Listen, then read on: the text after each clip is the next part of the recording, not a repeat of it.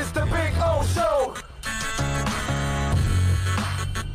This is the Big O Show.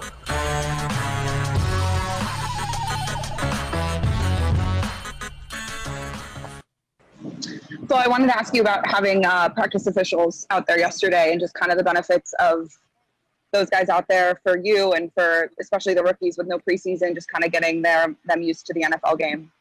Yeah, I thought it was great to have the officials out there and, get more of a live, real look at, what game atmosphere would be like. As you would imagine in a training camp setting, there's a lot of chatter about that would have been a foul, or this would have been holding, or this would have been pass interference, so it was good to get them out there. We tried, and I tried to talk to the players about not worrying about the official, moving on to the next play. So it was nice to let them call it, let them handle it, and whether you agree, disagree, we just have to move on. There were also just some things that we could have done better. We had a couple delayed games yesterday. There was a potential, a close 12 men in a huddle. And those are penalties we can take care of ourselves as long as we're paying attention to detail and we're, as a coaching staff and as players, we're on top of things. So it was, it's always great to have the officials and, to have a game-like atmospheres, it really felt like football. Adam? I just want to get your thoughts on a broader philosophy with the organization about draft picks. You could have obviously hung on to Weaver for another year with another administrative decision. How do you view draft picks? And some teams might have them longer than others. In your view, if you have a feeling on a player right away, is that enough to move on? I mean, there's a lot that goes into that question. Obviously, draft picks are very valuable. But every situation is a little bit different. I liked Weaver. I thought he was a good player. I thought he was had some potential. But his situation, like I said yesterday, when we make these decisions, there's a lot of things that go into them that, quite frankly, you guys don't you don't know much about. Whether it's the injury itself, salary cap implications, the depth at the position, next year's draft. There's 10 different things there, and we make the decision we feel is best for the organization. But obviously, there's a lot of when we make a selection, we feel good about it then, and then the transactions that happen after that, we live with them and we move on. Cam? Hey, Flo, just on that Curtis Weaver situation, like you said, there's stuff that we maybe don't know or aren't as informed on as you. I wanted to ask if you kind of educate us on the rule, on maybe why you decided to go injure Wave rather than putting him on IR directly. I understand the question, Cam, but look, we Wave injured Curtis Weaver. He was claimed. I wish him all the best. He's a good kid. He had a great time here, but I'm No, I haven't told you more yet. focused on the team today, trying to improve, trying to get better, and we'll basically leave it at that. Travis? All right, so he's not going to see. Here's the problem. That was Cameron Wolf there, and Cameron wants an exact answer why he was released. He's not going to air any dirty laundry. He's not going to slam the player. And when he tells you there's a lot of things, and he tells you about the salary cap, he tells you about the players for next year. Look, first of all, let me tell you, it had nothing to do with the salary cap. They don't have the salary cap issues that they have to worry about keeping or letting go of a fifth-round pick and the ramifications from it. I'm sorry, it's a fifth-round pick. So I can call BS on that right away. But what he's trying to tell you is that he's not going to tell you what was wrong and why they let him go. He told you draft picks are valuable, but there goes a lot into that decision. And that's what I'm telling you, that there's a lot of stuff behind the scenes that happens that you and I don't know about. We found out months later, okay, that Minkah Fitzpatrick out of nowhere left the safety practice and went over to practice with corners. And the coaches never wanted him to do that. They wanted him to stay over with the safeties and the linebackers. And yet he refused to do that. We didn't find out about that the second he got traded. We found out about that months later. These are things we don't find out about. So it's really, why'd they get rid of Minkah? Well, Minkah doesn't want to pay attention to the coaches. He doesn't want to buy into the scheme. All right, fine, then ship him out. But apparently everybody else that bought in got better as the year went on, and they went 5-4 down the stretch. So the people that bought in, it paid off. My point is that where we're at right now, nobody knows if Curtis Weaver's a good player or not. The overreaction on his release is ridiculous. Because if we knew he was a great player, then we can overreact. But the kid may not be able to play. He might be undersized. He may not be quick enough. He might have some kind of condition. He may be lazy. I don't know. But don't expect this guy, Flores, to be trashing players on their way out. That's not his style. By them letting him go, they told you what they feel about him. So he did not impress them since the day he was drafted to 2 days ago when they traded him or released him. Go ahead, Bill. Hey, good morning, Coach. I'm curious about your evaluation of the running game and the running backs in particular. How do you evaluate backs in a situation where maybe the tackling isn't necessarily live? And how would you evaluate your running back room so far through 7 days of camp? I think there's a lot of competition in that room with Jordan, with Brito, with Gaskin, with Balaj, with Laird, Chandler Cox. I think there's a lot of competition in that room. The guys are, each have their own unique skill set. It's been a physical camp. Obviously we're not taking them to the ground, but there is contact defensively on the offense and defensive line. So you get a pretty good feel for, who's getting yards, what who would break what tackle.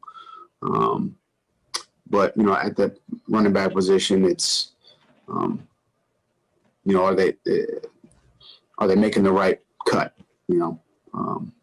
And I think each guy's had some good moments, had some not so good moments. We're all kind of getting better after each rep. The blocking from a protection standpoint's been good for the most part, at least as far as knowing who to block and where to go. And then in the pass game, I think they're doing a good job in the pass game as well. So good group, a lot of competition, and we just still got 7 training camp, or I don't know what day it is, 7 or 8 training camp days left, and fluff stuff. They'll keep competing. Steve? Fluff questions. Coach, what was your reaction to the Detroit Lions protest yesterday, and how much discussion was there within your team about staging some kind of protest in response to the shooting in Wisconsin? Well, I know Matt very well, and Bob Quinn over there in Detroit. They're great friends. A lot of respect for them, that organization. A lot of history with that organization. I know a lot of the players there, and their protests. I have a lot of respect for what they did there. But our focus is on us and what we're doing here and practice. And yeah, we had some conversations about. We've had conversations about the many injustices that have gone on. In our locker room with this team, and we'll continue to do so. And as far as what they're doing in Detroit, we respect it, and we respect that organization. Josh? Hey, Flo, Byron Jones was, a pretty big acquisition this offseason. What have you thought of his camp so far in terms of how he's, getting acclimated to new surroundings, new teammates, and obviously the personnel?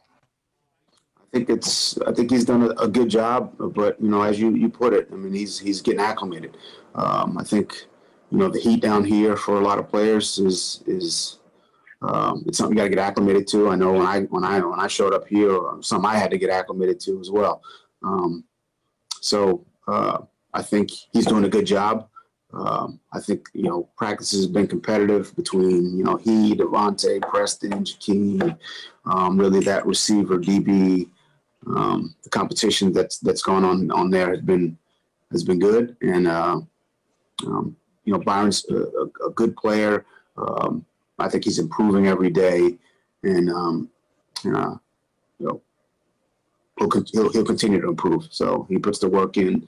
He's very diligent, and obviously it's a new system. He's still learning some of the nuances, within the system. But I think he's progressing well. Omar? Without live action, it's hard to judge or assess, or maybe I'm wrong, the run game and what's happening in the trenches. Do you feel like you need a live period a live period and maybe a scrimmage? And if you do plan to have a scrimmage, when do you think is the right time for that? And how many can you handle before the season? You really want to see some live tackling home. Oh, I do. Absolutely. This is very evident, every day, it's something we talk about on a daily basis. Look, the health of the team is the most important thing. Maybe at some point we'll get some live tackling. But I think at least I can evaluate the run game without live tackling and get a sense of whether or not we're getting yardage or not getting yardage. But again, I think it's something that we, as a staff, we'll talk about. As far as the live tackling and the scrimmage, we're actually going to go to the stadium and practice on what day is today? Is it Saturday? Saturday. And we may have live tackling in Omar. We may not. So we'll see then. We got one more question. We'll go to Cam. Hey, Flo, obviously you guys lost some reps in that slot receiver position with Albert and Allen. I wanted to see what your comfort level is in that particular position, and if you see Jakeem as an option maybe to get some of those reps inside. I think there's a lot of competition at the receiver position. As far as slot, we've had a few guys working in there. And we've had some of the outside receivers working there as well. Devontae's been in there a little bit. Preston's been in there a little bit. Jakeem, like you mentioned, Isaiah Ford, I think he's done a good job in there. Keem as well. But I think there's a lot of competition at that position. We're going to bring the let's call it 5, 6, 7 best guys that we feel are going to help us win, and we'll be productive and block and do things in the kicking game and do things in the slot. And I think that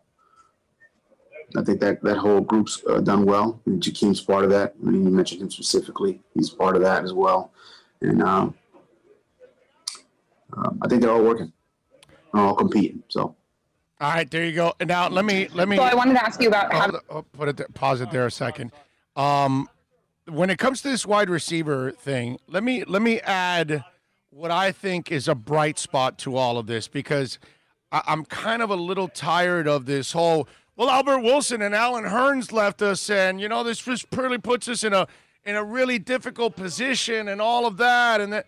Let me ask you guys something. Do you think Albert Wilson's the future here? Do you think Allen Hurns is the future here? Or do you think those guys were brought in and kept, or one brought in, the other one kept, for more veteran presence and leadership for the younger guys? This is a team that's building for the future. And I keep hearing this. Oh, well, they got to go get receivers. Well, no, dude, they've got Devontae Parker and they've got Preston Williams starting, right? Those two are badasses, right? They've got Isaiah Ford that they've been developing the last couple of years and really took a step forward last year. And I don't know about you, but I'm super excited about watching Isaiah Ford, see if he takes the next step because he has all the physical tools to be successful. Dude, his speed, he's got good size, he's got good hands, he can run good routes. He needs the experience, and usually receivers, it takes him a couple years. So I want to see that kid play. They picked up this kid, Gary Jennings, from Washington late last year. He's got a lot of talent. Bring him on. You got to develop him. The aforementioned Jakeem Grant. I said last year the problem with Jakeem Grant was they used him early because they had so many injuries that they had to use him as one of their main receivers. If Isaiah Ford picks it up to the point where he can become a number 3, along with Malcolm Perry, another guy that they can develop also, Jakeem Grant can play like that 4th spot and be your main return guy. But I'm kind of frustrated with all of this because they have guys that they can develop. I don't know if Kirk Merritt is going to do anything, but last time I checked, we're trying to build a team for the future. And when I screw around with you guys and I tell you Tua will be leading this team to a Super Bowl in 2 years, okay, in 2023, it's not going to be Allen Hurns catching passes or Albert Wilson. It sucks that they left because it obviously gives them depth at the position. But it's not the end of the world, man. I mean, we still have to continue to develop Jakeem Grant. We still have to continue Isaiah Ford. You picked up and drafted Malcolm Perry. Let's find out what this kid can do. Can Gary Jennings do anything at all? I don't know. But let's find out, right? So this whole thing about, oh, they're so desperately bad at wide receiver and all that, we don't really know. What they are is very young at wide receiver. Outside of, let's say, Devontae Parker. Okay? Everybody else is young. So you could develop them. He might have gotten cut, who knows, by the end of training camp. Maybe he wasn't good enough. And if they don't, look, they must have some kind of standard. You don't meet the standard, you're out of here. That's it. But we have to create news. We have to make this thing out like worse than what it really is. Oh, my God, our receiving core is depleted. Well, how do you know that? Jakeem Grant can play. Isaiah Ford showed you something. Malcolm Perry was drafted for a reason. Let's find out. We all love the number 1 and number 2. I'm kind of I know what Allen Hurns is. I don't need to see any more of Allen Hurns. I like him. I like him as a person. I like him as a player. But what I do know, he's just a complimentary receiver. He's not the guy that's going to put you over the top. He's a great locker room guy, a great possession guy, but that's what he is. So what, am I going to be bent out of shape because you released a number 4 wide receiver? Because that's where Allen Hurns is supposed to play. 4, 3 on a worst case scenario. No business being a 1 or 2. A leader in the locker room, a great guy to have in meeting rooms, all that stuff. He is a positive in so many ways, but please, let's not make him out to be a Pro Bowl receiver. And I like Albert Wilson. Only problem is he's coming off a serious injury, and I almost feel like it's a blessing in disguise that he did this for the Dolphins. So they're not stuck with him because he gets injured again. Okay? Oh, so you are building for the future. Find somebody else. Let's go. That's what you're supposed to do. And that's what they did. So now we'll find out. Can Kirk Merritt do something? Can Malcolm Perry add something? Think about this. Just let's have some fun with this. Devontae Parker and Preston Williams already made the team. You and I know that. So did Isaiah Ford already, right? Because he's made the team the last couple years, and he actually had a good year last year because he actually, broke through and showed you something at the end of the year. He's making the team this year. Jakeem Grant's making the team this year. So you already have 4 wide receivers that are proven. So let's just say Malcolm Perry and Kirk Merritt also prove. You have 6. So how are you supposed to be hurting? And if you have the other 2 guys here in Hearns and Wilson, then there's less opportunity for Malcolm Perry and Kirk Merritt. Or Mac Hollins, or, well, Ricardo Lewis is nothing, or neither is Chester Rogers. That's nothing. But Mac Hollins and Gary Jennings, those are 2 guys that, those are kind of like on the fringe. But again, young guys, that now they get a chance. But no, let's make it dramatic. Oh, my Lord, they've got problems at wide receiver. How do we know that when a whole bunch of these guys are young as hell?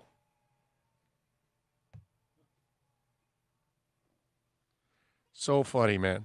So funny. Don't forget, folks, to download the Inter Miami app. The link to listen live is on my Twitter page if you want, because we got the game tonight at 7:30. Alex Dono and myself, along with Fernando Fiori, we will have the pregame show. We will get you ready for the pregame show. We will get you ready for the call at 8 o'clock. Chris Whittingham, Thomas Rongen, and Fernando Fiori will join you. Then we'll be back at halftime, and we'll be back on postgame. Hopefully, we get a win tonight against Atlanta, and we're talking about a big win tonight, and it's 2 in a row all of a sudden. And think about this, with Nashville next,